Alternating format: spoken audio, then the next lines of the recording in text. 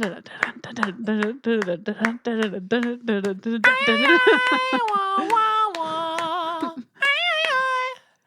everybody. Hello. Welcome to the Macabre Podcast universe. It's the podcast that exists to prove people wrong when they say sequels are never better than the originals.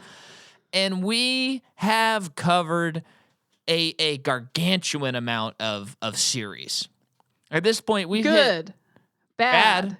Even a little ugly sometimes. even ugly. Yeah, we have talked about Black Adam. So, No, that's bad. Ugly is Freddy, and ugly doesn't mean bad.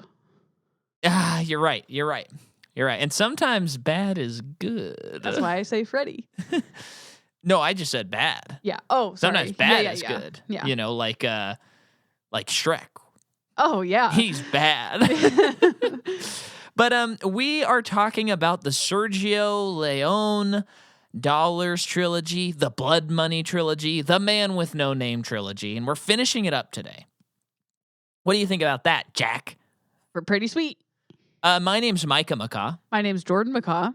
and guess what we did 5 years ago? Got married, folks, and now we have this podcast. But this has been fun. Good way to kick off the year. We don't often get to talk about Westerns, No. so it's been fun to go through the series. Also fun that it's only 3. Yes. But I guess that's what I want to say is after this, you may be a follower of mine on that website called Instagram.com. And maybe you didn't even catch the results, but the next series we're covering is X-Men. Mm-hmm. But we will be breaking it up. Thank you so much for picking X-Men. Can't wait to really sink my Wolverine claws into this one. Very good. I can't wait to transport myself into big bamfs of. You pick the cooler character, of course. Yeah, Nightcrawler's. Yeah, we'll get Wolverine's into. pretty cool. Nightcrawler was always my favorite. I like I think Nightcrawler's probably my favorite X-Men. But we're not here to talk about X-Men. No. But just a little taste. We'll be covering X-Men, and for those of you who like to watch along, that doesn't just mean X-Men 1 through 3. It doesn't just mean Wolverine Origins, and it doesn't just mean Deadpool. It means all, yes, Jordan, 13 X-Men movies and their respective franchises within it. But we will take a break about halfway. What did I say? Perspective? Oh, I thought I said respective, but we will take a break halfway. But dang, only halfway. I know there's only really one natural breaking point. Yeah. Which is to go. No, I don't want to talk about it. Okay. Let's get into this movie. Yeah, so here we are, and we're in the year of 1966. It's December 23rd, a day after my future birthday, and you're You are sitting but a in the twinkle theater. in God's eye. And The Good and the Bad and the Ugly plays. And it's a movie that I saw that there was critically it was not met super well when it first came out, which shocks me. Wow, that is shocking. But since then, it's often cited as the best Western, I would say. And I saw this movie when I was a kid, loved it. I think I saw it once or twice more when I was a kid, loved it. And then one time, maybe when I was in high school or after high school, I turned on the movie to watch, and I was like, what's wrong with our DVD? Like, the sound is so off.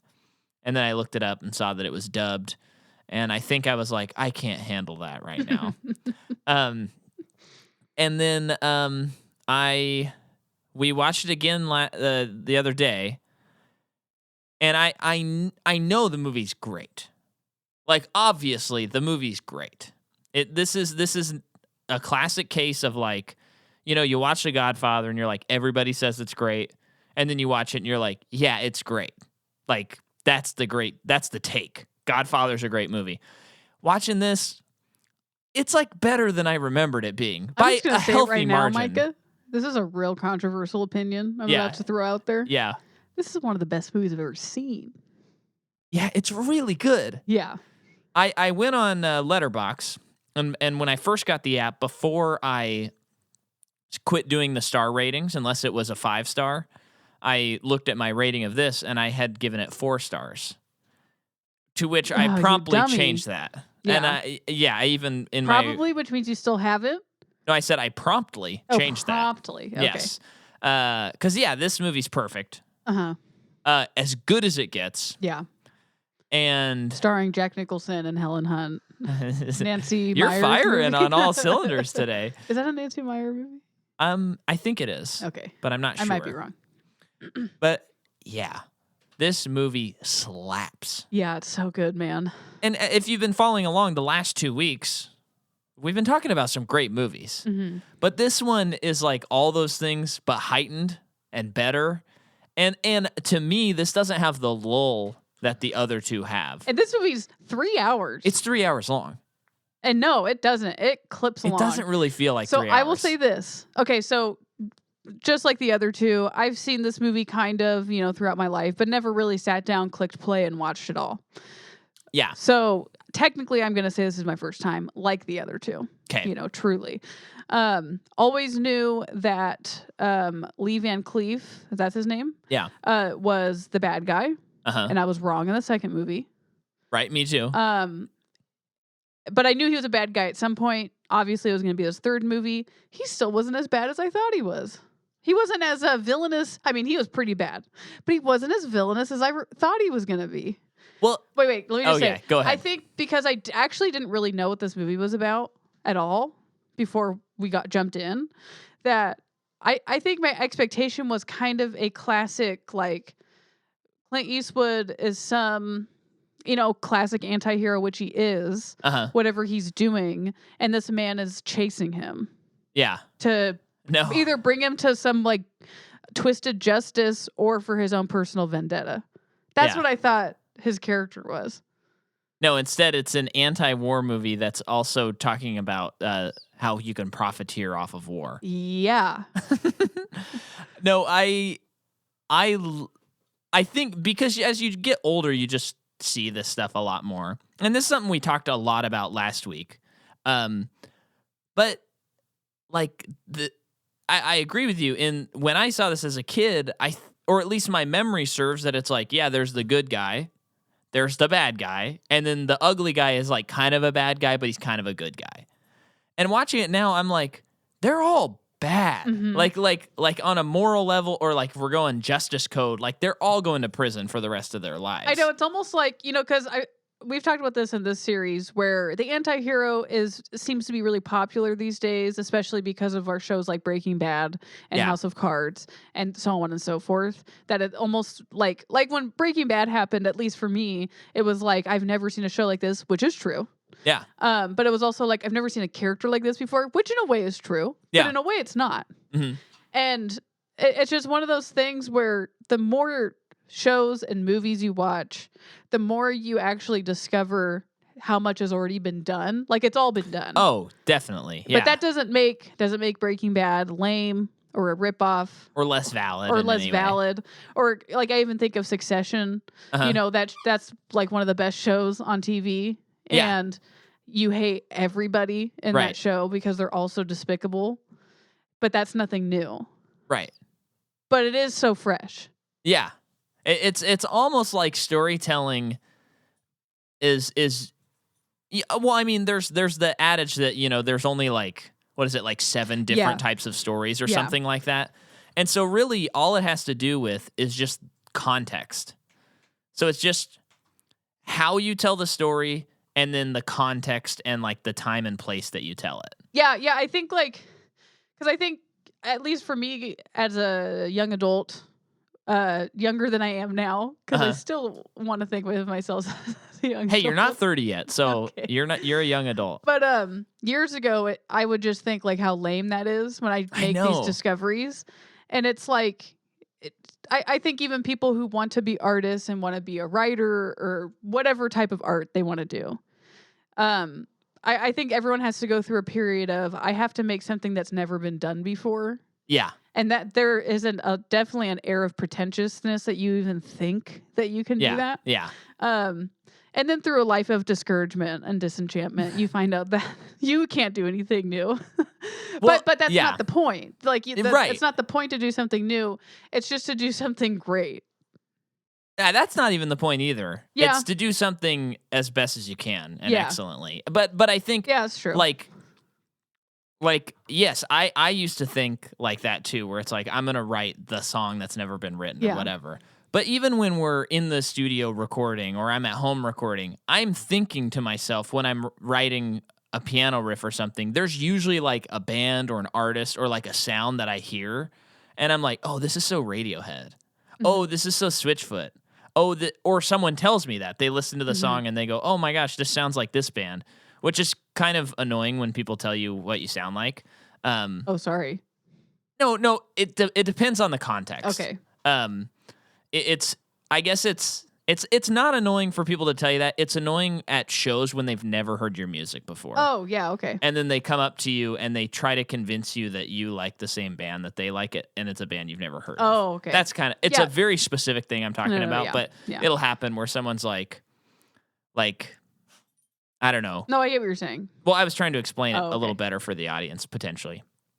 But yeah, they might just be like, oh my gosh, you sound just like Dave Matthews. And I'm sitting there and I'm like, or I'm thinking, I've listened to Dave Matthews. I sort of know Dave Matthews music. I actually don't sound like Dave Matthews. Yeah, there's just no way. Yeah, it's just not accurate. Yeah. But you know what? Well, according to someone, you sound like Bob Dylan. Which I guess is about so. the weirdest thing I've That's ever very heard. strange. But at the same time, I guess maybe I'll just cut all this out because it sounds like I'm complaining. I don't mind if people say these things to me. You don't annoy me if you tell me what I sound like. So keep it coming, because I usually take it in a flattery sense, because I'm like, hey, if you like Bob Dylan and you like me and you think I sound like him, then sure, that's great. But what are we talking about? We're just talking about how But yeah, I think knowing that like stories replicate stories, and what's unique about them is someone just putting themselves into the story. You know, because only you can tell a story the way you can tell it, even if it is like someone else or another story.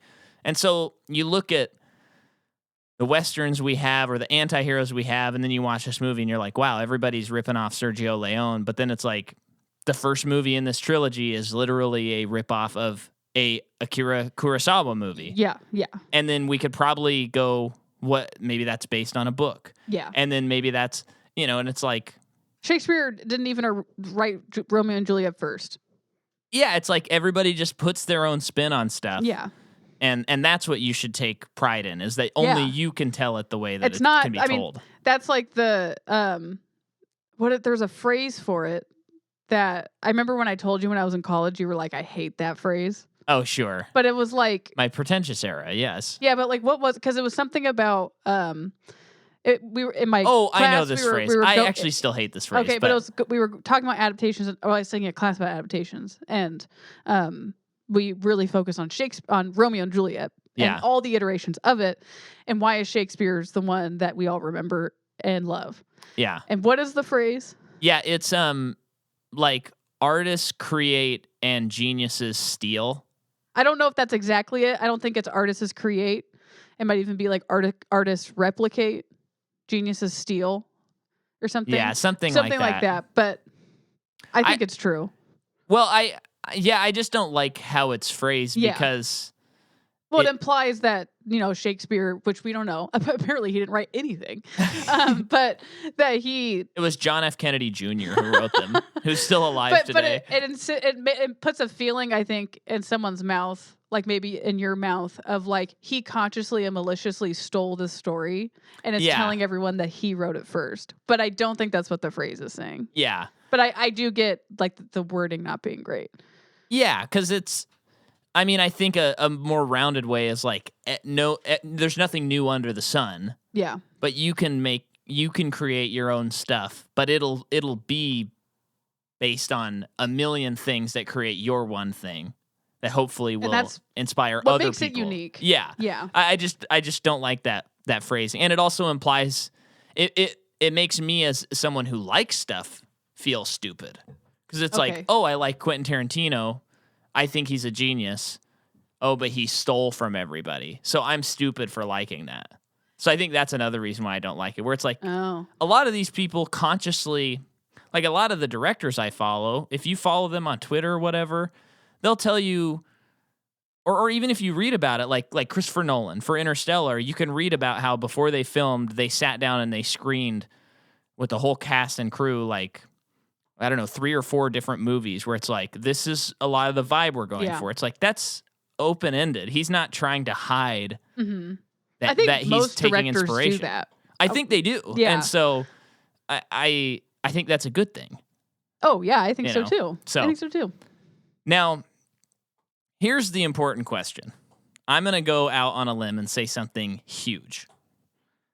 I think this movie, the title, The Good, The Bad, and The Ugly, is the best title of a movie ever made. Okay, I've never thought about what's the best one. I was just thinking about it the other day before we even watched it, and I was like, I don't think there's anything that comes close to that title. It is just, you hear that title and you're like, I want to see that. Yeah. What is that story about? Yeah. And then especially the way the movie, the first like half hour, incorporates the titles within it. And Quentin Tarantino, of course, was like, I'm going to use that every time I ever make a movie. He was panting like a dog when he saw this for the first time. Yeah. But it's like, that's cinema, baby. Yeah. That is storytelling, baby. Yeah. And that is the best title, I think, ever to a movie. Yeah. Yeah. Okay. Sure. I have nothing to counter that with. Yeah. So. Yeah. I mean, 2001: A Space Odyssey is a cool title too. And There Will Be Blood. Those are just a couple that come to mind. But they're not even close to The Good, the Bad, and the Ugly. It's so classic. Yeah. Like, here's another thing. Now, of course, this movie was beloved.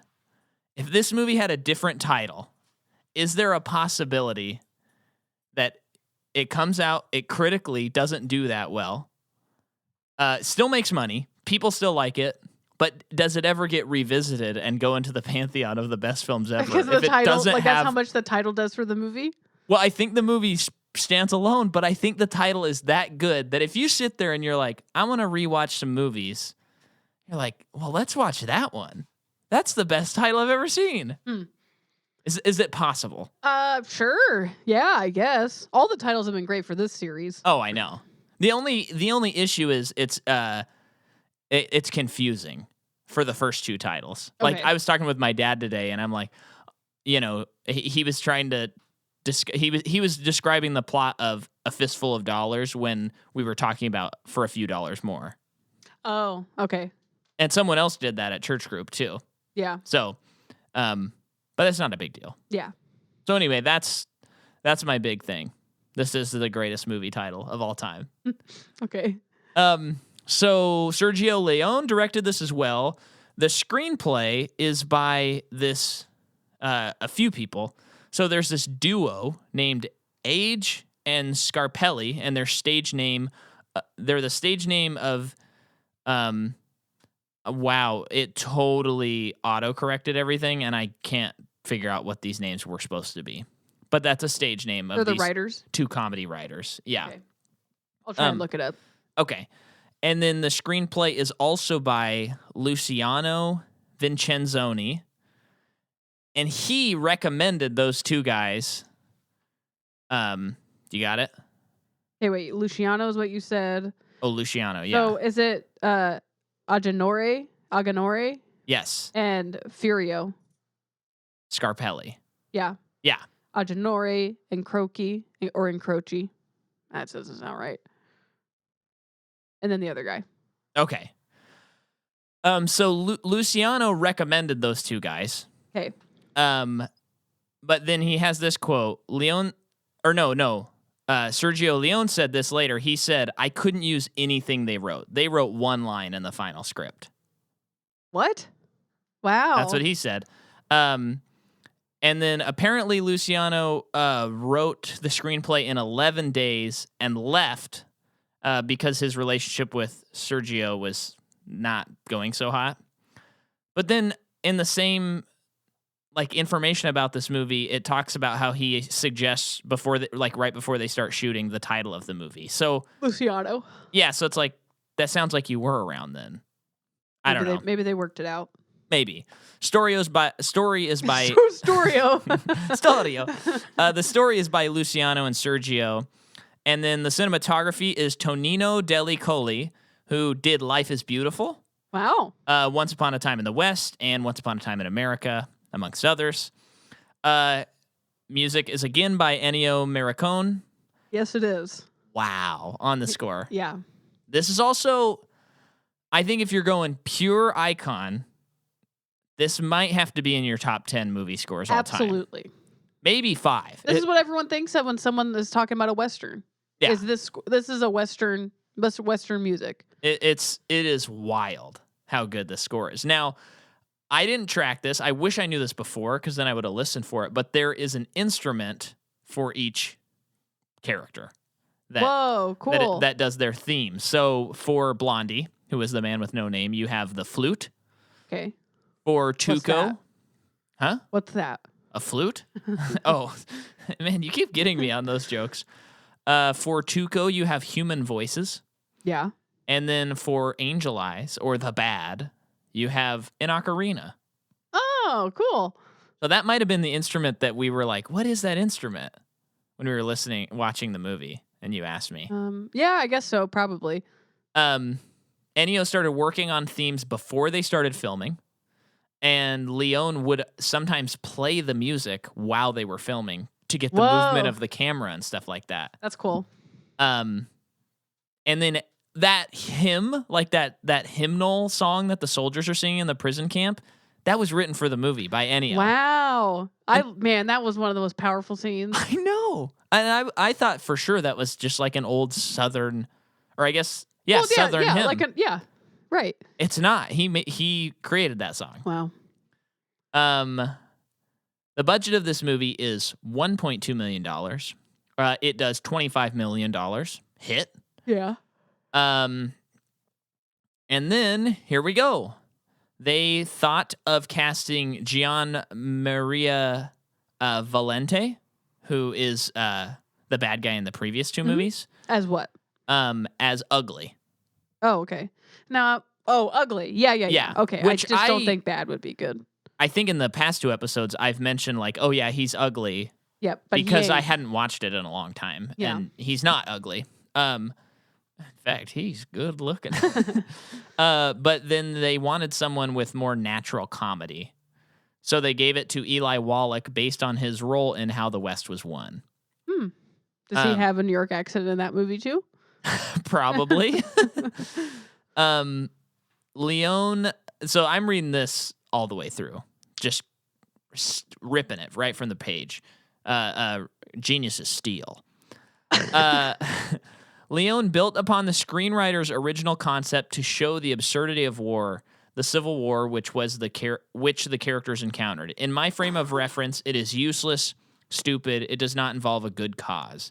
An avid history buff, Leone said, I had read somewhere that 120,000 people died in southern camps such as Andersonville. I was not ignorant of the fact that there were camps in the North. You always get to hear about the shameful behavior of the losers, never the winners. The Batterville camp where Blondie and Tuco are imprisoned was based on steel engravings of Andersonville. Many shots in the film were influenced by archival photographs taken by Matthew Brady and Alexander Gardner.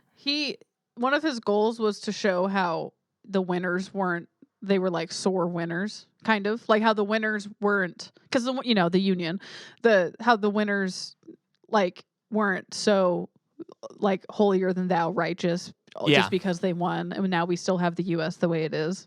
Yeah, I like that. Yeah, that's cool. And then as the film took place during the film, it served as a... the film took place during the film. During the Civil War, it served as a prequel for the other 2 films in the trilogy, which took place after the war. Which I didn't track. I don't think I caught that. Yeah, I didn't realize the others were after the war. The bridge scene was filmed twice because on the first occasion, an Italian camera operator signaled that he was ready to shoot, which was misconstrued by an army captain as the similar sounding Spanish word meaning start. And they blew up the bridge and also... They had to build the bridge again? Destroyed 3 cameras. Um, That explosion did not seem safe. Oh no, it looked like it hit, almost hit Clint Eastwood. And it was a loud thump. The rock that hit the sandbag. And I guess that would definitely be overdubbed because they didn't capture sound. Oh. But is that because the cameras at that time were incapable? We're going to talk about that in a second. Because if they still captured some kind of sound. Well, so Leone liked to play Morricone's music, so that's one reason why he didn't capture sound. Yeah. He cared for visuals more than dialogue. The technical limitations of the time, recording the sound cleanly would have been insanely difficult for the wide shots that Leone uses. And then it was standard practice in Italian films to shoot silent and post dub. So, so it's shot silent. Yeah, they're not capturing sound on set at all. Okay. Well, it still seems scary. Yeah. Well, it seemed like it. Yeah, I don't think that bounced. Well, actually, we're gonna read about how unsafe the set was. Then let's not scrutinize the rock that hit the sandbag. So Wallach was almost poisoned during this movie. How? Because he started drinking from a bottle of acid that a technician had set next to his soda. Why does the technician have a bottle of acid? Well, I'm sure it's for something they're working on, and he sets it next to his soda. He grabs it, takes a swig. He's okay, though. He's a hole in his throat. But apparently Leone was very lax about ensuring the safety of actors. In one instance, when Wallach was being hanged after a pistol was fired, the horse underneath him was supposed to bolt, and it takes off, and the horse was so scared that it just kept running, and his hands are tied behind his back. So he's just on this horse running, and it galloped for about a mile. That's so scary. And then is he just screaming? I bet. And then the train sequence where, his head is like by the tracks. Think about how unsafe that is. Yeah. Yeah. So they did it. I mean, we know they did it because we saw it, but. Yeah. But if Wallach would have lifted his head, he would have been decapitated. Yeah. So. And I hope he was well compensated. I doubt it. This is the 60s, man. But yeah, so Eastwood got tired of working with Leone by the time this movie ended. Yeah. Because I guess also Sergio is pretty meticulous. Oh, okay. So they'd be filming for a long, long time. And he turned down playing the harmonica player in Once Upon a Time in the West, who is the Charles Bronson role. Oh, Clint Eastwood did. Yeah, which is funny because Charles Bronson was approached to play the man with no name. He's the guy with the mustache. Yeah. Okay. In the United States, A Fistful of Dollars was released the 18th of January in 1967. For a Few Dollars More was released the 10th of May the same year. And then The Good, the Bad, and the Ugly was released the 29th of December the same year. That's weird. So all their U.S. releases were within one calendar year, so you could have just kept going to the movies. That's pretty sweet. Seeing it. But, I mean, totally different time for how they released movies. So, but that is what I have for The Good, the Bad, and the Ugly. Okay, so hit me.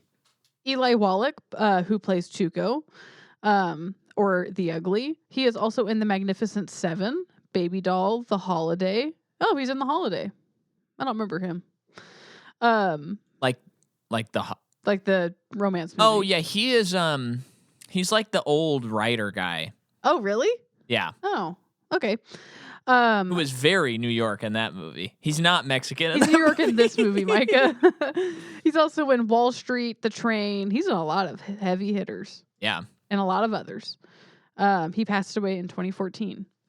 Oh, okay. At 98. 98. And then Aldo Giuffre.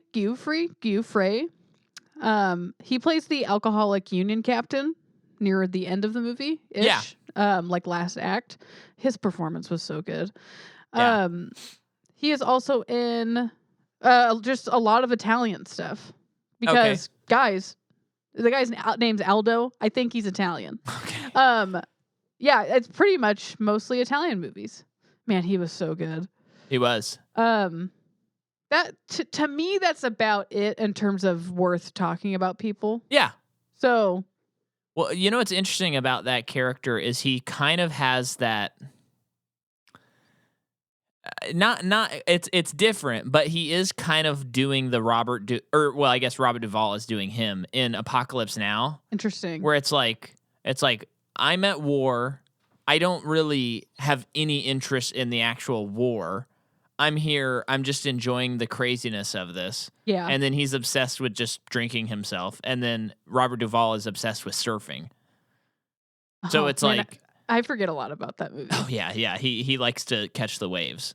Oh gosh, that's so weird. I know. So it's this weird like detachment, which, you know, hearing now how Sergio wanted to make like an anti-war movie, it's, you know, seeing like how the most important person in that battlefield has no actual interest in what's going on. This character felt to me like he became disinterested because of how horrific it is. Like he's disassociating from it. Sure. Because of how his character ends, where he like sees the bridge blow up, the thing that like kind of needed to happen. Yeah. And he does seem like happy about it.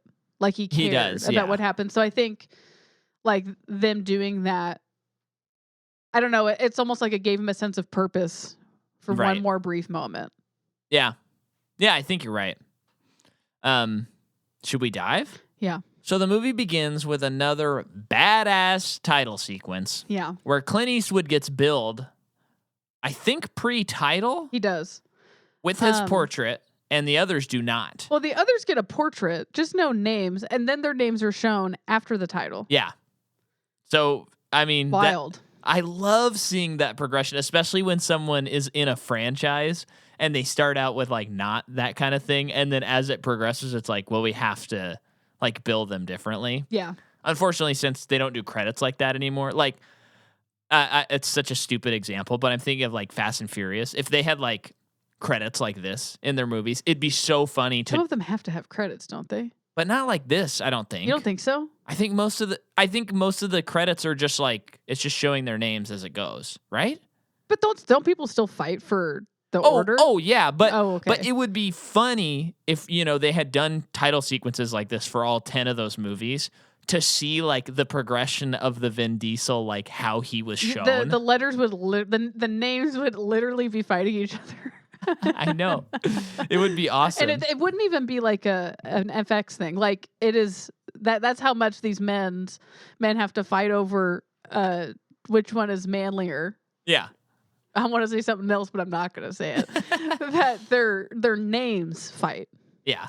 Yeah, they like it's so dumb. Sprout fists and start fighting. Yeah. But yeah, I mean maybe there is a little bit, but I don't think it's like to this degree.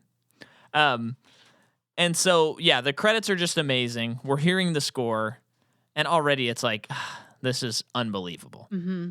And then we see two guys who are walking. Hold on. Oh. Now I'm just thinking about Fast and Furious. Oh, okay. It's just so interesting, the world we live in, where, or the evolution of machismo. Yeah. That we're talking about this series when Clint Eastwood really becomes uber famous. Yeah. From going forward. Uh-huh. And it is like, I know he's an anti-hero and stuff, but he is very much like he's macho man. Yeah. He pretty. Yeah. And he's cool. And as we go decades down the line, we now, to us, apparently, as a society, have agreed that the most macho people, like machismo is now just two bald, hairless men. Well, okay, so we have to talk about this now. Okay. Because you brought it up. But this cycle has happened before. When you watch Predator and you see Arnold Schwarzenegger right. And I am totally blanking on his name, but Creed from the Rocky movies. Sylvester Stallone? No, Creed. Oh, the guy who plays Rocky movies. Carl Weathers. Carl Weathers. When they do that handshake, like high five thing, and it shows their muscles. But you know what's different about that to me? One, Rocky's better, just in general. Yeah. And I'm not okay. So I'm just talking about Rocky for a second, not Predator. Well, Rocky's, I wouldn't put that in this category of what we're talking about. Okay, go ahead. Because Predator, like when you watch that movie, and a lot of those Arnold Schwarzenegger movies in particular, they're like showing off his body. And yes, Rocky is doing that, but it's also boxing movies. That's why I think it's And Rocky, better, yeah. although he does get pretty big, especially in the first movie, he's like not jacked. No. Well, he's also like 5 feet. Right. And Rambo also like Yeah, is machismo. And I think that machismo is from like 80s on is still kind of in. 80s is a big machismo time. I mean, I would say almost more so than now. But now it's like, again, But now it's I always comical. cite it where it's like they hire Paul Rudd for Ant-Man and for some reason he has to bulk up, which makes no sense to me. But now it truly does feel comical, doesn't it? Well, that's what I think was great about Furious 7 with James Wan because he was aware of that. Yeah. And he made light of it. Yeah. But what's hilarious to think about is like pre-Clint Eastwood, when we're talking about hunks of Hollywood, we're talking about Humphrey Bogart. Yeah. We're talking about Frank Sinatra. We're talking about just handsome people, not hot people. We're talking about men with square chests who smoke and drink too much. A bunch of string beans who may or may not have been really terrible husbands, but probably. Rock Hudson. Like, we're talking about these guys that are like the Paul Danos of their era as far as like looks. Yeah. But it's like, that's in. It's hilarious. I guess to me, this is machismo to me today. Don't give me a couple of bald, hairless men who are more muscles than man. I don't want that. You want like a Mark Wahlberg. I want the smallest guy you can give me, and I mean smallest guy. A Chris Gethard type. You're not. No. You'll hear it when I get there. But give me a guy so small that people get upset by how small he is, and put him on planes. Make him fly planes. Oh, and make him just be. I thought you were gonna set up Danny DeVito.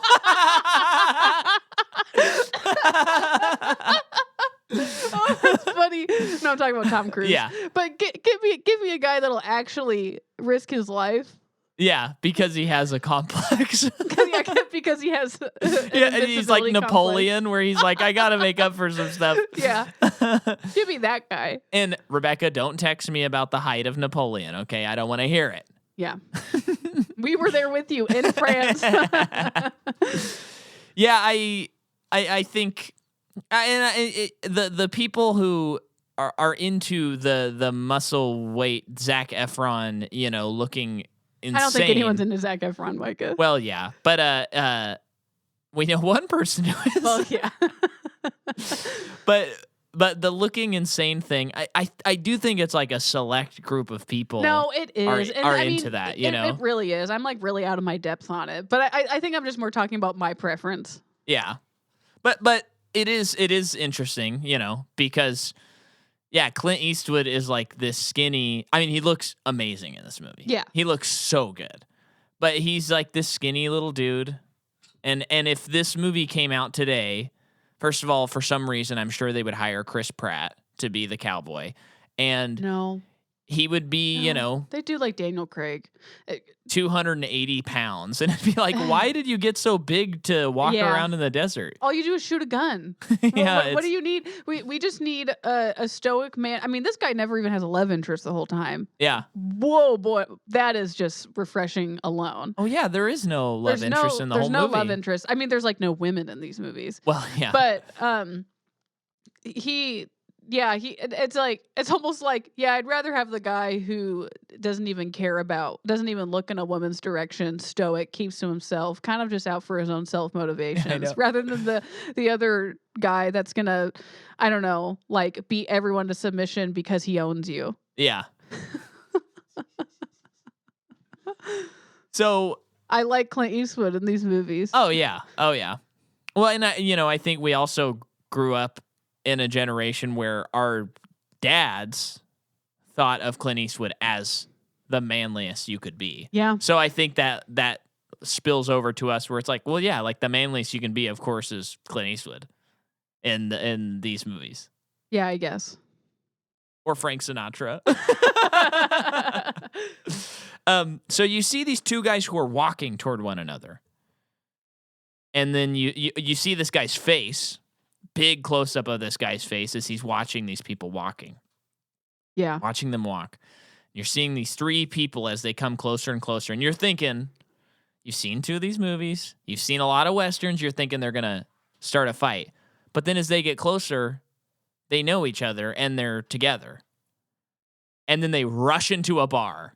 And I was like, that's so fascinating to how to start this movie. Yeah. Just because it's not at all what you're expecting to happen. It's an interesting form of tension. It really is. And they rush into the bar. You hear some gunshots, and then Ugly gets flown out of the window. Just like smash. The camera freezes, freeze frame, and it writes out the Ugly. Mm-hmm. And we're in. Unbelievable. Then we see, I always forget his first name, Van Cleef. Lee Van Cleef. That's his name? Well, I guess I should confirm. Lee Van Cleef. Yes. Okay. He walks into this, another Star Wars A New Hope Tatooine-styled home, and he sees this man. Man, this set was cool. Oh, the set was very cool. This kid is riding a donkey around like a well, and he sees him approach. Yeah. And enters the house and warns his dad. But yeah, I liked this set. And already, I think there's like, this movie's 3 hours long. And we've seen the other two, and Sergio's really good at these huge shots that are just like the landscape and everything. But this movie is even like longer shots. So like there's a shot of this house where he's walking up and this dog just like walks all the way to the house. It's like 4 or 5 seconds long. It could have been 1 second. Yeah. But there is this quality that just feels like the movie's so sure of itself, where it's like, no, this is an epic. And I think, we talked about how Sergio's first movie was the Colossus of something, but it was a Sword and Sandals movie that he took over the directing and finished it. And then we know that he worked on Ben-Hur. So I think there's an element where he's like, I've made these movies, they're epic, and I'm going to make this kind of Sword and Sandals styled epic where it's going to be long, the shots are going to be long, these huge things. Like when we get to the soldiers, it's like a ton of extras, pretty complex sets and stuff like that. And it's just like, dang, he's like marrying everything he's learned as a filmmaker so far. Mm-hmm. Unbelievable. Mm-hmm. But the bad walks in to this house. He sits down. Everyone's quiet. The wife and then the child like go away. Sits down. He starts cutting bread with a knife, which I think inherently looks evil. Uh-huh. He's cutting it with a knife and eating it. He starts eating the food, and then he tells him that Baker is paying him $500 to get the name of this man named Jackson. But his new name. To find out. Under a new name. Yeah, he's hunting this guy named Jackson. And then the guy goes, ton of tension. It's kind of actually reminiscent of Inglourious Bastards, the first scene in that. Yes. I'm sure he studied I this did scene. Think about that, yeah. Yeah, we get it, Quentin. You like these movies. I know. But again, it's so great that there's no part of Quentin Tarantino that is not going to admit that he loves this movie he uses it. Well, I just remember when I got into Tarantino, like one of the reasons I really fell in love with his movies is because it's like, man, he is the most original writer, director, producer of all time. Yeah. And then you watch any of his movies, as I'm getting older, and it's like none of these are quote unquote like original. He loves movies. He is perhaps of the directors that I really know their work well, he is perhaps the one that is the least original, and I don't mean that in a bad way at all. No, me neither. Because he is, I still think, one of the best writers. Movie writers. Film writers. He is incredible. Yeah. I love him. I will probably always put him in like my top 10 favorite. Yeah. And I do think Pulp Fiction is pretty original, but again, it's it is. They're all pretty original, but then you pull them apart and you're like, okay, he's doing this movie, this movie, this movie, this movie, this movie, and putting it together. And I think you can do that with any other great director. Yeah. But even like a Scorsese, for example, I think you'd get a lot more he's going to reference a ton of movies, especially international films. Yeah. But you might get more of him being like, yeah, when I was a kid, this happened to me. And it made me think like this for this scene. Yeah. Like, there's a little more of him in those movies, I think. Yeah. And Tarantino's like, I watch movies. That's my personality. Mm-hmm. It'd be like if we made a movie. Yeah. But yeah, so Baker's paying him $500 to get the name of this Jackson character. And then the guy who's in the house is like, I'll give you the name, but he hands him $1,000. And then he starts talking to him about a cash box. Yeah, he mentions, okay, his name is Bill Carson, and he has this gold and stuff like that. Yeah. And then I think, isn't he kind of like, he tells him the name and he's like, are you asking because of the cash box? That's right. And then I think the bad is like, well, tell me about this. Yeah. So he tells him all about this cash box that's somewhere. We don't know. Mm-hmm. And then, so he gives the bad more valuable information than the other guy, and more money than the other guy gave him to do this job. You know, this guy's trying to save his life here. And then he says, I got to cut you off because I wrote it down exactly. Then the bad says, when I'm paid, I always see the job through. And then he kills him. He kills him. Then kills his son. Yeah. And leaves. And you're thinking, okay, now it's going to do that title card. No. He goes to Baker. He lights a lantern, and we see this room light up. It's this guy who looks like he's quite sick, and he tells Baker all about. He gives him the name. Tells him a little bit about the cash box. He goes, his name is Bill Carson. That's your bid. And then he goes, I found out about the cash box. That's my bid. And then he goes, and the guy paid me to kill you. $1,000 to kill you. They laugh.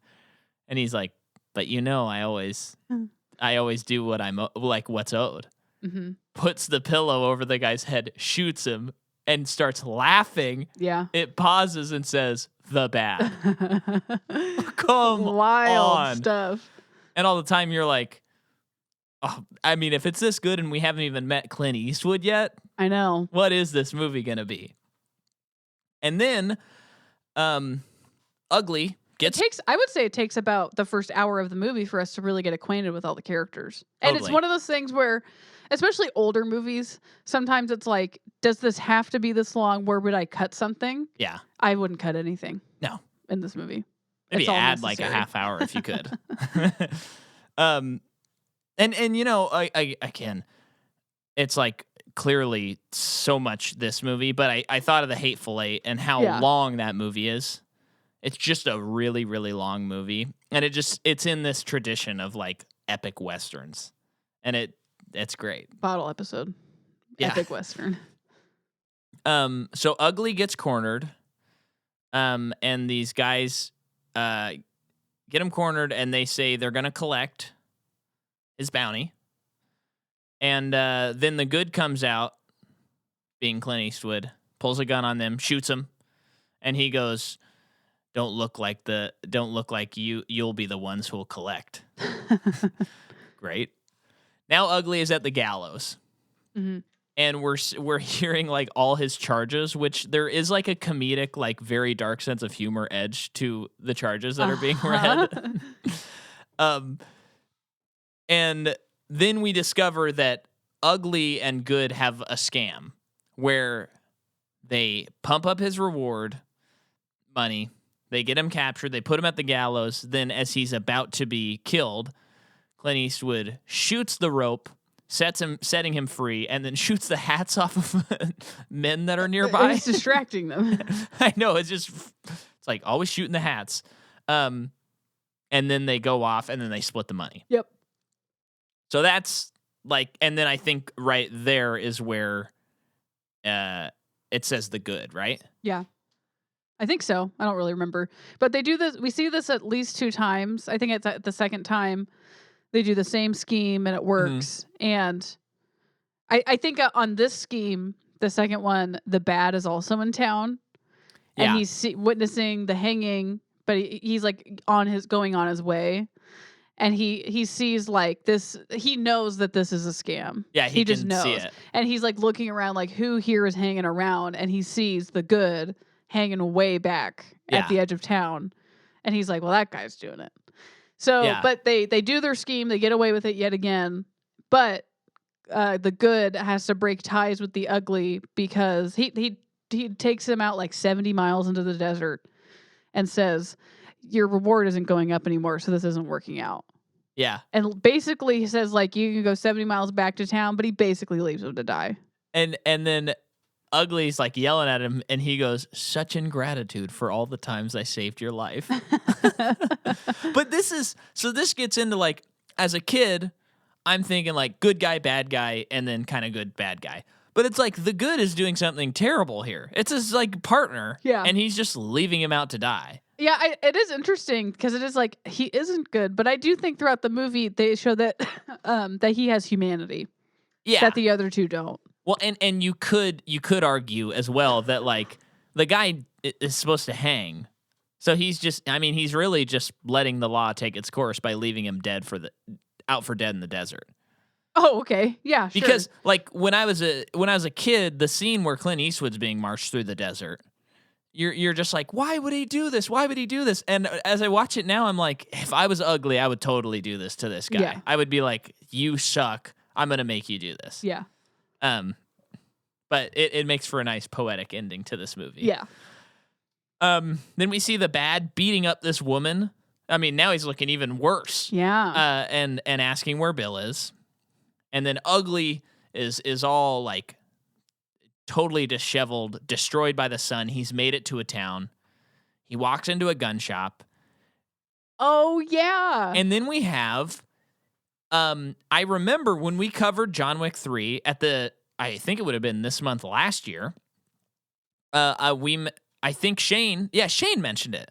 He said it, that in that episode, that John Wick, like, does the exact things that Ugly does. Yeah. And I was kind of like, oh, okay, cool. I thought I'd read that, but I just didn't, like, recognize it. And then when we were watching this, I was like, oh, he does exactly what Ugly does. And what Mike is talking about is, so he is in this gun shop buying a new gun, and he makes the guy take out basically all of the revolvers, lay them all on the counter, and the Ugly disassembles all the guns and builds his own gun.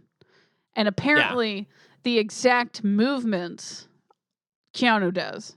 Exactly. It's even like the clicking that he does, the clicking to the too. ear, and then in John Wick he shoots one guy and then keeps going. Yeah. And I think what's funny is I remember, like, I think after the movie, one of our friends, or maybe us, someone was talking about how, like, he goes to all that trouble to shoot one bullet, and we were not realizing that it's just like a reference to this movie. Because, John Wick 3 is kind of like more, it's doing kind of more of the Western. Oh, sorry. Than the other two movies are doing. Yeah. Yes, it does. I mean, there are horses in that one. Yeah. He's more of a gunslinger in that. I mean, he even goes through the desert and he's like almost dies and stuff like that. So it owes a lot to this movie and the spaghetti westerns, but that was kind of fun to see. I'm sure you could look up on YouTube a side-by-side. Yeah. But the thing I remember about the John Wick one is he's just like frantic. Yeah. Whereas Ugly is enjoying having the upper hand on this guy. Yeah. And then he takes the gun out back and to test it. And he's a great shot, we see. And then he takes a hat. And then he asks the guy, how much is the gun? I think the guy's like $20. And then he's like, no, how much is the gun? And there's understanding comes across the man's face. And he's like, $50. And he's like, no, how much is the gun? $200. That's all I have. So he stole the gun and the man's money. Yeah. And out of the kindness of Ugly's heart, as he's leaving with this man, when Ugly got to this gun shop, the man was closing up shop and he was cradling a bottle of alcohol that he clearly was so excited to wind down the rest of the day, drinking this bottle of alcohol. And as the Ugly's leaving, it's out of the kindness of his heart, leaves the alcohol for the man. And then we have what I wrote in my notes is Ugly goes to like an old hideout that he has. Yep. With a chicken, and then he sees that his crew is boiling potatoes, and he pontificates about potatoes for a while. How only poor people eat potatoes. Yeah. And then this band comes down, this band of guys, Bandits. and then they're like, let's go get the good Blondie. Mm-hmm. So they go to town, they find Good, and he's at a hotel, and they're sneaking up to get him as soldiers are marching by. Yeah. This scene's incredible. It's just like every single. Oh yeah, there's like that. There's a battle going on in this town. Yeah, well, they're like marching to one. Well, there's cannons happening in this town. Like, you're cannons right. are being blown up because his room gets blown up, right? You're right. Yeah. Okay. But it's just like every element of the story and the filmmaking is like the last two movies, but just like an expert. Oh yeah, I mean he masterfully weaves in the Civil War to this movie. Yes. To the point where it's happening in the background the whole time until like the last act when the characters finally well, I guess they're interacting with it when they're prisoners. Yeah. But yeah, it's like for so long it's just in the background and then eventually they're interacting with what's happening. Yeah. In the background. Well, yes, and that is a great point. That another thing though that it does is like this scene, if this was the first or second movie, I think the guys would just go up to his room, sneak around, he'd hear a floor creak, and he'd kill him. Mm-hmm. But in this movie, they're sneaking up while the army is marching. Mm-hmm. And then the army stops marching, and Clint Eastwood perks up and looks around in his room. He's cleaning his gun. And then he puts the bullets in. And then the army starts marching again, and then they try and go in. So there's just like more tension than in the previous two and movies. He kills all three dudes. Is it three of them? I believe it's three. And then Ugly is four. He kills all three dudes, and I think as the last one's dying, he's like the Spurs. Yeah, that's what gave you away. But behind him is Ugly. Yes, he came in through the window and has got him. But as they're just when he thinks he gets him, a cannon hits the hotel, I guess. After he attempts to hang. Attempts to hang Good. Yeah, and a cannon hits, and then Good's able to get away. And then Bad goes to a battleground of the Confederates. Okay. That's like an old area that's been kind of destroyed. Oh yeah. Okay, so this part, the music for one was so great and felt emotional. Yeah. And it made me wonder if like this he has some kind of if he's a Confederate, like was a Confederate. I don't know. Who? But the Bad, just based on how the music was. Yes. And then I thought at first that it was all an empty like bunker area. And then when it started showing men occupying it, I thought that it was like a memory. Like it was almost like he was seeing ghosts. Oh, yeah. So it took me a while until I actually was like, is that man looking at him? But he comes to this like blown up bunker where all these men, most of them are just injured and dying. Mm-hmm. And you said it's Confederate. I'm pretty sure it's Confederate. Okay, yeah. I just don't remember. It took me a while in this movie to remember the sides. The colors. Yeah. But so what does he say to that guy? Well, I think he's just trying to find Bill, who I think he knows at that point is a Confederate. Yeah, he does, because when he goes to that woman, she tells him he just left with this regime. Yeah, like the 3rd Regiment. Yeah. Not regime. Oh, yeah, sorry. Yeah, and then the guy kind of talks about how, like, you know, wow, it's wonderful how well we get taken care of. We have corn again to eat tonight. Yeah. And you know, he's like, oh, yeah, I know where this random guy is while I'm trying to take care of 60 men who are wounded and about to die. Yeah, and I think sure. The Bad just gives him alcohol. Yeah, and he says, you need it more than I do. Yeah. And then we have a scene that's very reminiscent of The Dark Tower, Book 1, The Gunslinger, where Ugly is trying to catch up to Good, and he's going to campfires, and he'll find like a lit cigarello, and he'll check it out and see. He's like, I know that's the one he uses or what he rolls or whatever. And then the more he finds, the hotter the yes, fire until is, eventually. And again, this is like the cigarello is enough.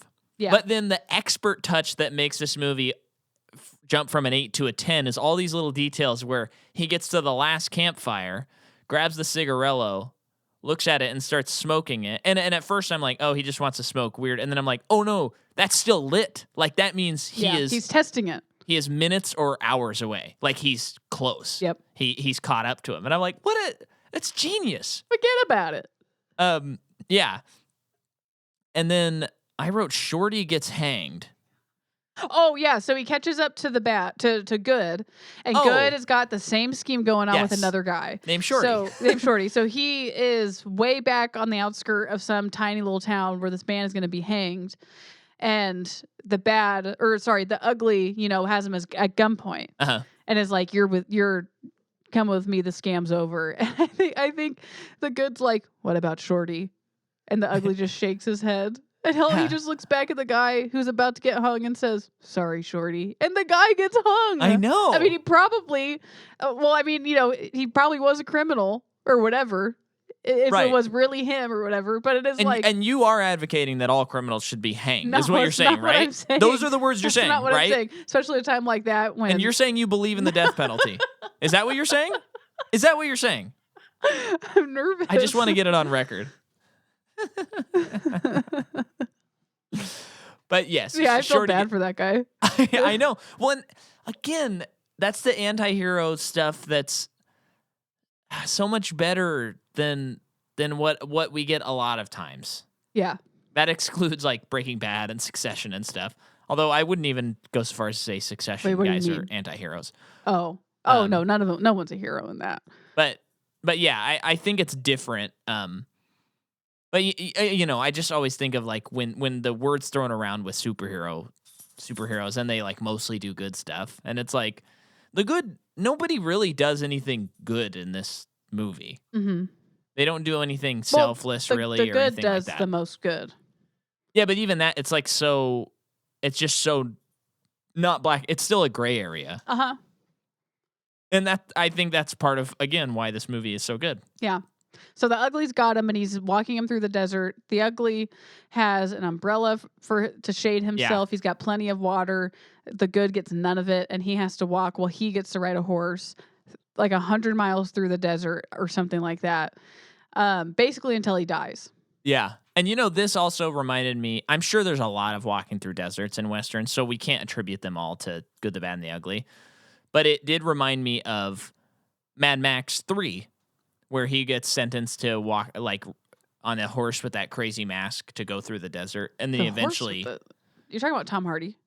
No, Mad Max 3, Beyond Thunderdome. Oh. He gets like the wheel of death, and he has to wander through the desert with that crazy, like almost Lord Farquaad looking head on his head. Yeah. Yeah. And I think he's backwards on a horse, and they let it go into the desert, and then he eventually finds the children. Yeah. Which it feels like for its time period, that's probably George Miller being like, oh, the good and the bad and the ugly. Yeah. Probably. Yeah. Yeah. Anyway, I just thought of that. And so then they're going through. Good is nearing his death. And then a carriage comes flying through. And Bad steps out in front of it. And then we see on the side it says 3rd Regiment. And so we're like, oh, okay. And this is no one is guiding the horses. Yeah. So he stops it, and he opens the back, and it's full of dead Confederates. Yeah. So he starts robbing all of them, or pickpocketing all of them. Yeah. And then one man is still alive, he discovers. Uh-huh. And who is it? It's Bill Carson. Bill Carson. Now, before you continue, I don't think that this should happen. But I think this speaks to a term we mostly use in fantasy and stuff, but the world building of this. When this carriage comes in and we see all these dead guys, and we know that gold is involved, I'm thinking to myself, like, this is so thought out and stuff that I can, like, see another movie that is the carriage ride. Like that's how good this world is. Now that feels like a Stephen King book. Yeah. Well, we're halfway through the book, right? Kind of halfway through the movie, and this thing happens, in media res kind of thing. Yeah. And then it's like end of part 2, part 3, the carriage ride. Yeah. And it's like oh man, I just got excited. It's like 100 pages. Yeah. Of him just telling the story of what happened with this regiment. Yeah. Well, and it makes me think it would be cool, but I would trust few people to do it. But if someone like Tarantino was like, I'm making a movie and it is the guys who are in the carriage before the good, the bad, and the ugly, and the movie ends with like Ugly stepping in front of the carriage.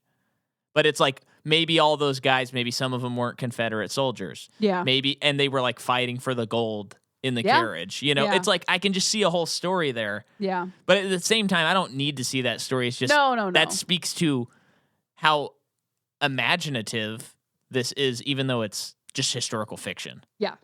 It's so awesome. Yeah. So if you can do it well, it's like do as much as you want. I mean, Stephen King just came out with like a 24-hour audio like book. This year, and it's like it definitely wasn't my favorite Stephen King book, but it is like the story's told really well. Yeah, you gotta just give it up. Loved it the whole time. Yeah. But then Ugly, so he finds out the name of the cemetery where the gold is. Yeah. And so the guy's like, give me water. And he goes and grabs some water. And then while that's happening, the good has crawled up to the carriage. Yes. And he didn't realize that. No, yeah. And so because he's trying to get the name of the grave. So he runs to get water. And then when he comes back, Bill Carson is dead. And the Ugly is going to kill the good because he sees that he's by the carriage now. Yeah. And the good's basically says something like, if you kill me, you'll never get the name of that grave, the name of the grave on the grave. And I'm just like, no way. Because I forgot, like, it'd been so long in this movie that I couldn't guess anything that was going to happen. Yeah. And so I'm just like, that is so good. Because now they both have information. And they can't kill each other. Mm-hmm. But yet they kind of hate each other. Mm-hmm. So how are they going to do this whole thing? But they kind of love each other, you know? Well, and so then they hop on the carriage. They dress as the soldiers. They go to like a camp, a Confederate camp. And what's so they go to he takes the good to a church. Well, he takes him to a camp. Yeah, you're right. He takes him to a camp first, but then that guy tells him to go to this little village where there's a church because they're taking in wounded soldiers. Who is the good because he's dying of dehydration. Yes. So that's where we go, and he recovers there. Right. And Tuco, who is Ugly, his brother like works at the parish and is like the father there. And he's a friar. The friar. Yeah. Oh yeah, I forgot there's that scene with the burgers. But he is telling him like you know they have this brother. Oh, I love. Can you explain it? No, I can't explain it. I love this conversation because he hasn't seen his brother in so long. 9 years. 9 years long. Yeah. And his brother has basically nothing but negatives to say towards him about how, you know, because he's a criminal, he is an outcast and a terrible person. And then the Ugly kind of says something like, there are only two kind of people in this world. Me, the people like me, and the people like you. Uh-huh. And, you know, he asks his brother how their parents are doing. And he says, I think they're both dead. Yeah, the mom died a long time ago. The dad died a few days ago. Yeah. And you weren't even there. And dad was he was asking for you right before he died, and you weren't there. And just like really making him feel like crap when the Ugly responds with, do you understand that when we were kids, you left us to because of this holy mission that you needed to do apparently, and I was left to take care of them and to do all these things. And that's why I live the life that I live now, because you left us, you know, like blaming him for kind of like making his bad decisions to survive in this world. And it was just such a nuanced conversation, and his brother ends up striking him. Yeah. And, you know, immediately regrets it. And then that's just kind of it. Well, and as his brother leaves with Good on the carriage again, we cut back to his brother, and he says, I pray he can forgive me. Yeah. Or something like that. Yeah. It's great. Yeah, it is. So then they're going through, they're on their carriage, they're going, and this is another great touch, expert touch. They see these gray uniforms coming over the hill, and they're like, oh my gosh, it's Confederates. We just got to play it cool. We're wearing Confederate Yeah, uniforms. it's so easy. Great. And so Tuco's like, yay, up with the Confederacy. Please don't pull that out and isolate it and use it against me. I'm talking about good, he the is bad, praising and the Confederacy. so he's praising them, and then all of a sudden, he's mentioning like generals and stuff and saying down with this general and up with General Lee and stuff like that. And then they get closer and they start patting their uniforms and they're blue. It was dust they were covered in. Yeah. And so they're Union soldiers. So funny. So they capture them and they're now prisoners of war. Yeah. And are taken to a prison camp. And oh man, this whole sequence is just crazy too. So they're with all these other dudes who are now prisoners of war. And apparently this prison camp is just really terrible. Why would it be good? So this goes into the thing that Sergio was talking about, where he wanted to show that like basically the victors write the history books. So he's showing that the Union won, but that doesn't mean that they were all like good people. Yeah. So like they have this terrible camp where they like torture the prisoners. Yeah. So the guy who's like in charge can't really be in charge because he has gangrene in his leg. So who's kind of the active in charge person is the bad. Yeah. At some point, he became a Union soldier. Yeah, I would just imagine he killed someone on their way over there. Stole their name and everything. Because you could do that back then. You could just steal identities.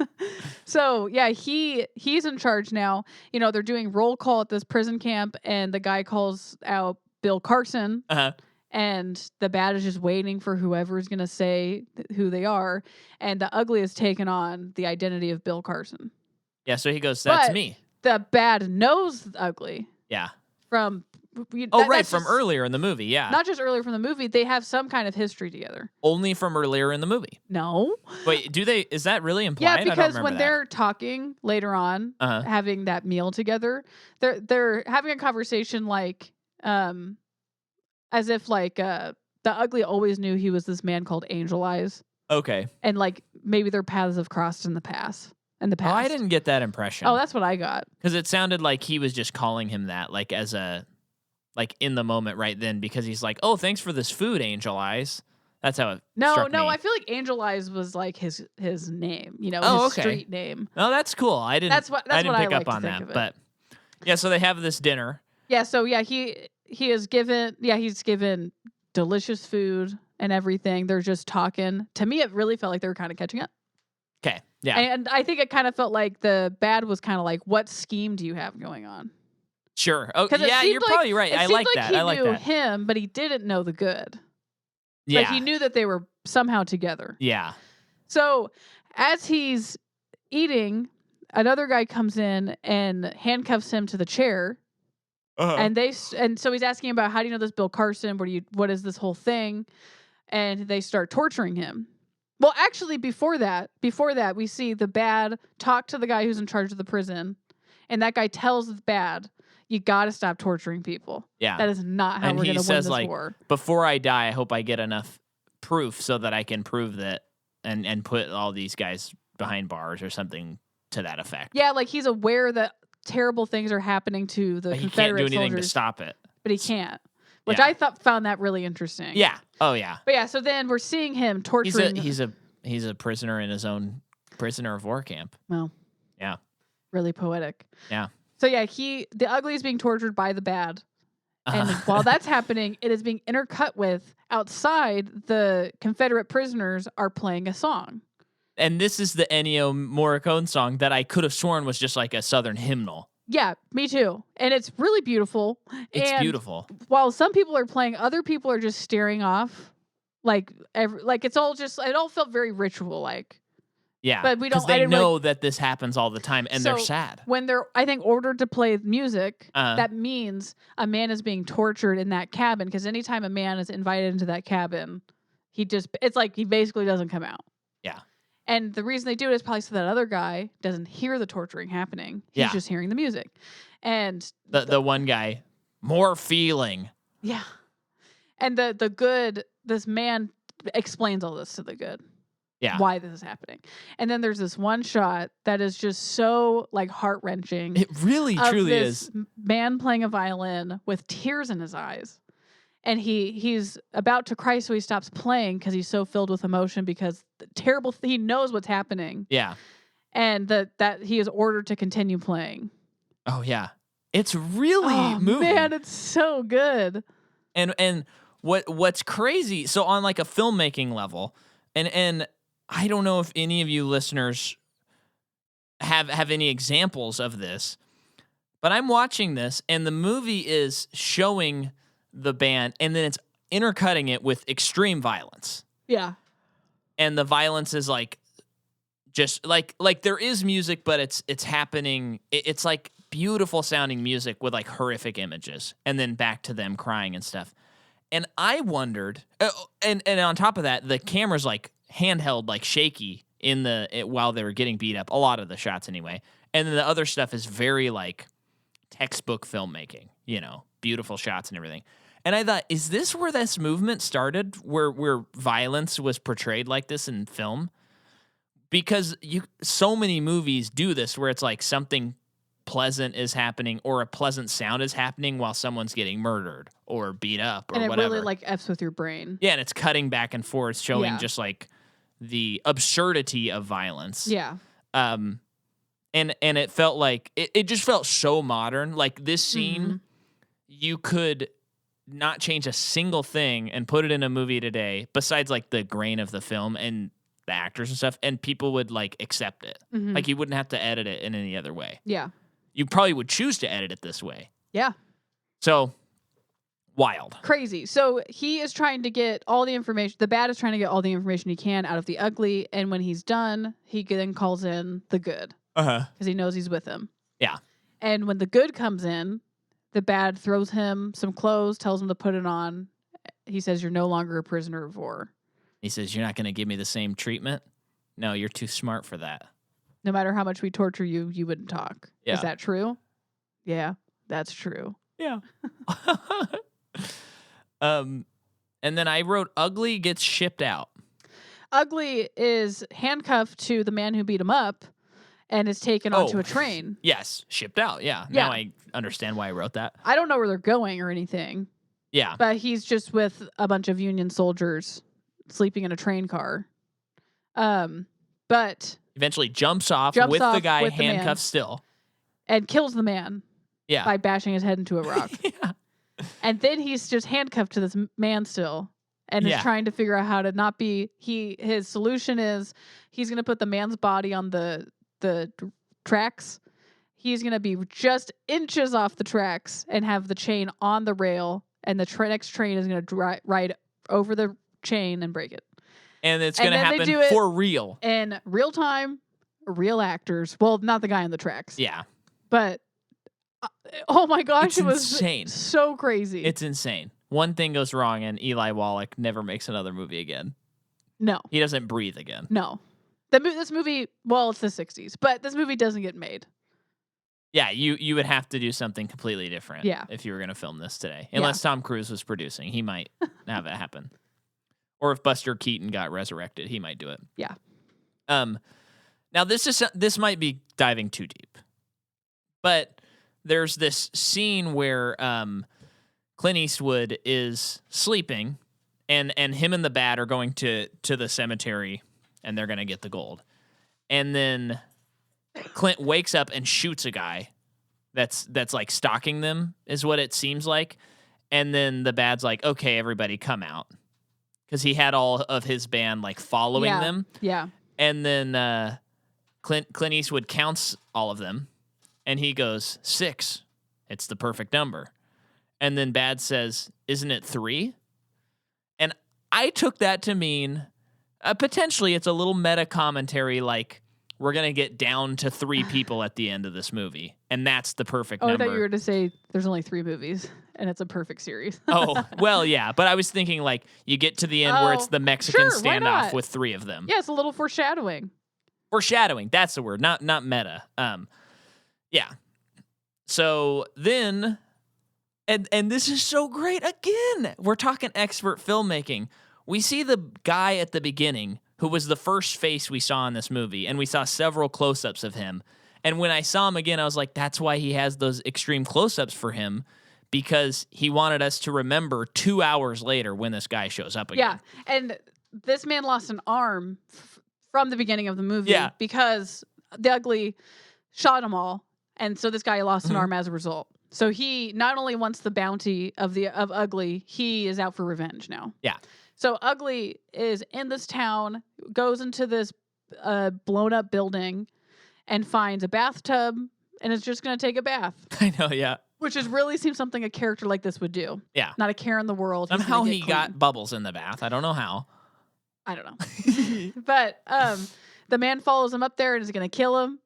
And is kind of doing a fun classic monologue thing. Yeah. And the Ugly just shoots him and is like, you got to shoot me if you're going to shoot me. He has the gun in the tub and shoots him. Stops talking so much. When you have to shoot, don't talk. Yeah.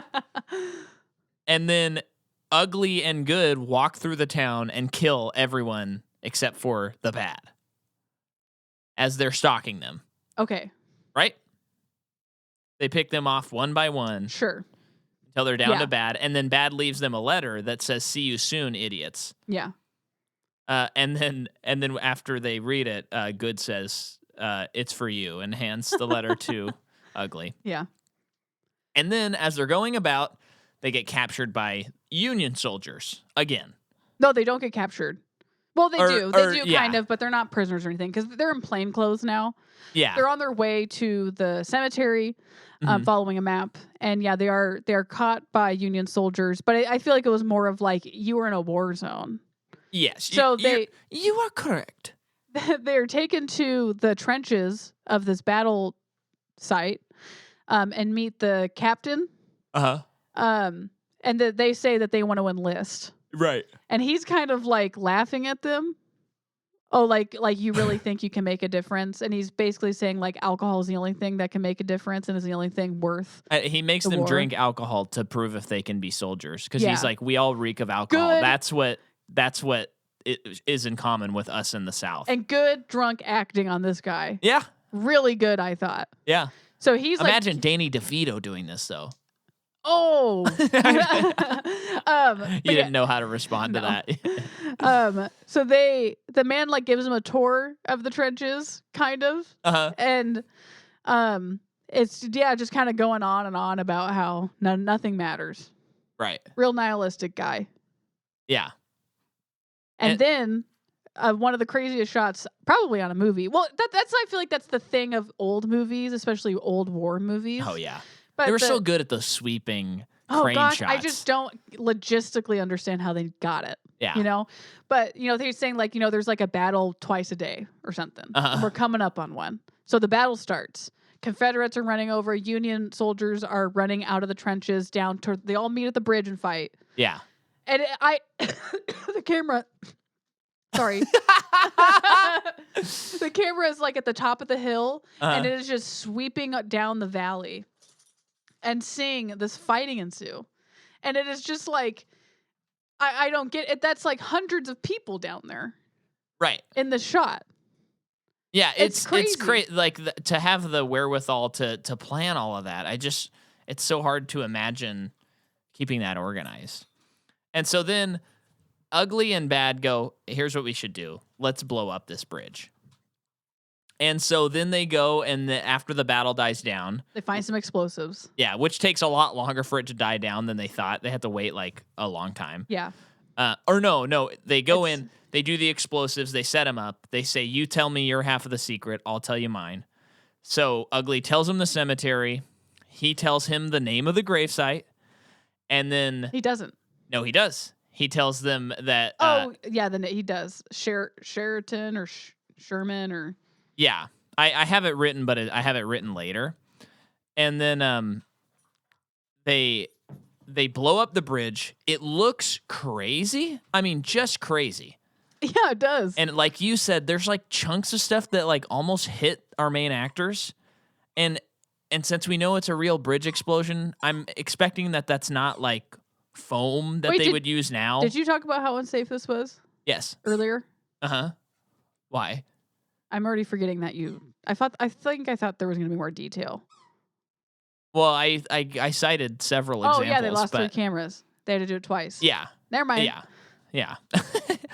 And then what's funny is you would think that they like, okay, that's it. Now we can go. But then it shows that it becomes night and then morning again, where like the battle just continues. Mm-hmm. And Ugly is like in this position with like his butt in the air, and he's just there the whole time. They both fall asleep. Yeah. They wake up in the morning and they trudge across the river to get to the cemetery. Yes.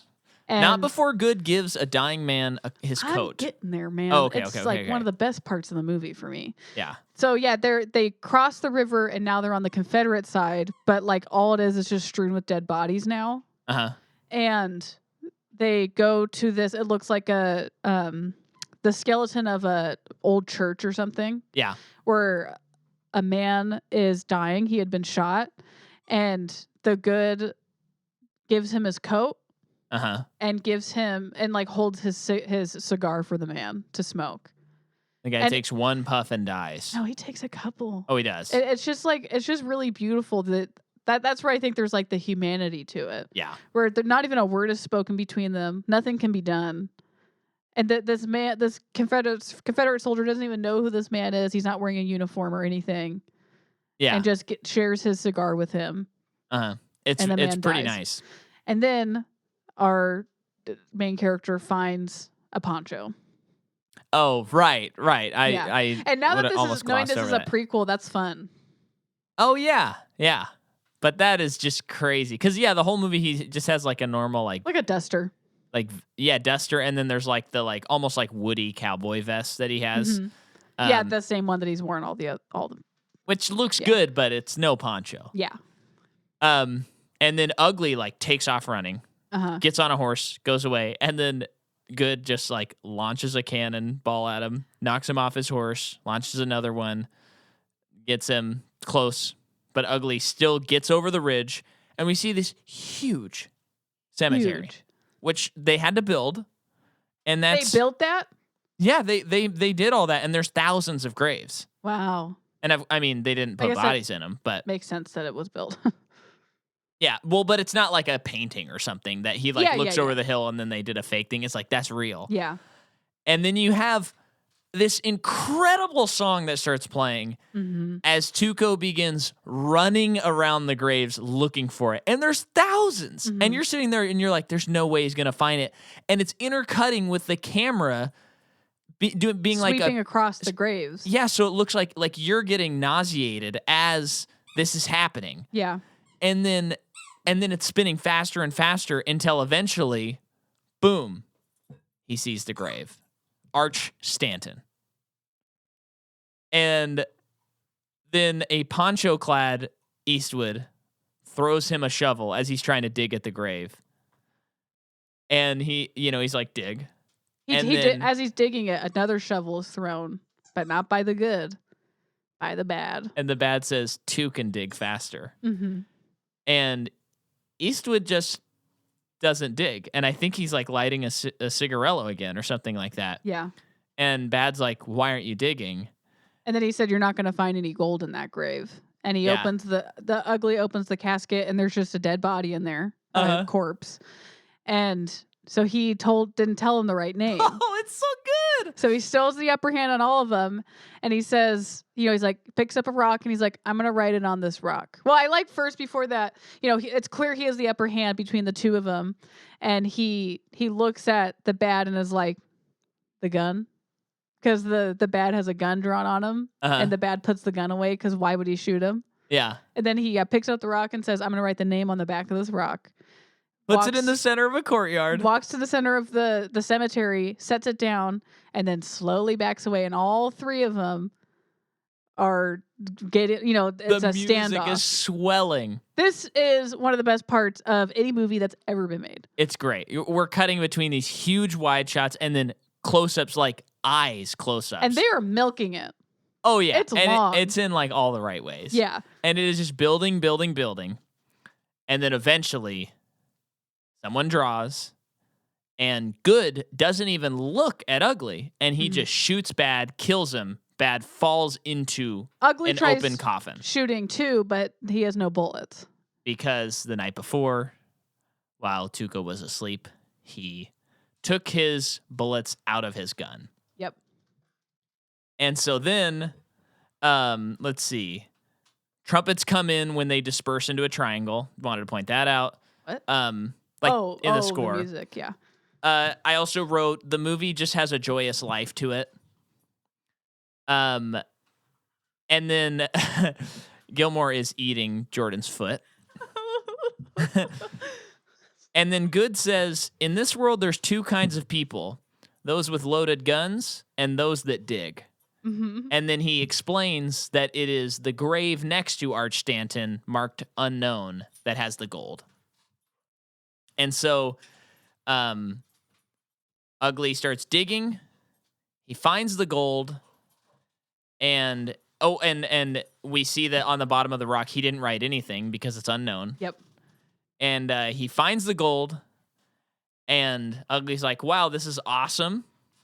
And the camera pans up as he's looking at the gold and puts Ugly's face within a noose that is now at the tree that's there. Yep. And then Good says, get on that grave, on that cross, and put the noose around your neck. And so he does. And now I was so stressed for him. Balancing on this cross. And Clint grabs all of the gold. And Ugly's, every time he tries to like yell at him or something, he nearly falls off. But he does leave half of the gold with him. Did you just say that? I forgot to say that. He leaves half because it's like their typical deal. Yeah. You get half, I get half. So That's he does right. leave him half. Yeah. And then he takes the other half, the good, puts it on a horse, and rides off up the hill. Uh-huh. While, the Ugly is yelling at him, trying to, while Right. not hanging himself. And when the good is just a little dot on the horizon, he stops his horse. Uh-huh. He shoots him off. He shoots the noose. The noose. And then it's like, okay, he is good. But I do love how he leaves and then comes back and shoots him. Yeah. Or shoots the noose off.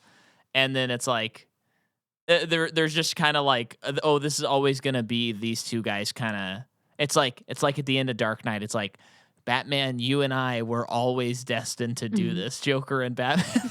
Wow, Clint Eastwood's Batman. Yeah. And then it shows the Ugly, and it writes out the Ugly. Then it shows Bad dead in the grave, and it says the Bad. And then it shows Clint Eastwood, and it says the Good. Mm-hmm. And then he rides away for a long time. Mm-hmm. And that's the end of this amazing movie. Love it. It is a 10 out of 10er. Yep. If you think it's less than that, I don't know what to tell you. Stop listening now. Well, keep listening though, please. Kidding.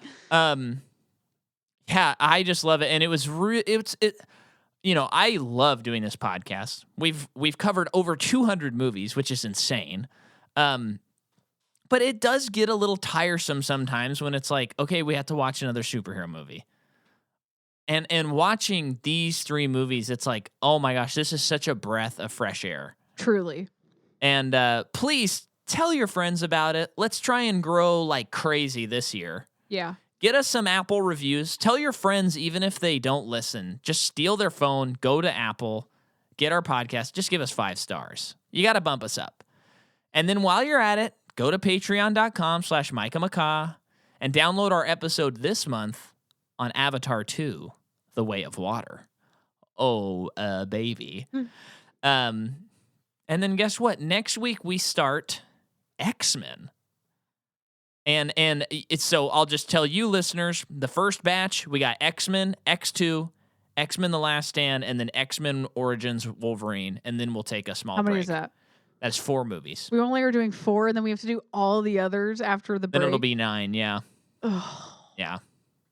But it's okay, because when we do the 9, we'll watch a future series while we're doing it. Okay. That way we can bank up episodes, and we can also watch something that's a little different. Fine. But yeah, thanks for supporting. Thanks for listening. And if you're out there, be safe, be good, be bad, or, well, be ugly.